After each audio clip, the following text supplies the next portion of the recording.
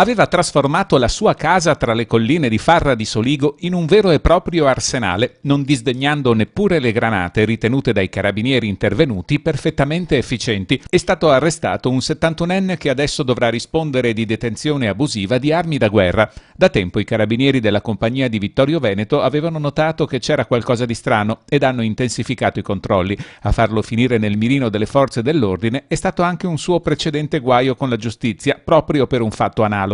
Ieri il blitz nell'abitazione del pensionato, che non si aspettava certo l'arrivo dei carabinieri. Eppure, tra quelle munizioni, più di qualcuna, secondo i carabinieri, era perfettamente in grado di offendere. Per mettere in sicurezza le 2 granate che gli sono costate l'arresto, si è reso addirittura necessario l'intervento degli artificieri.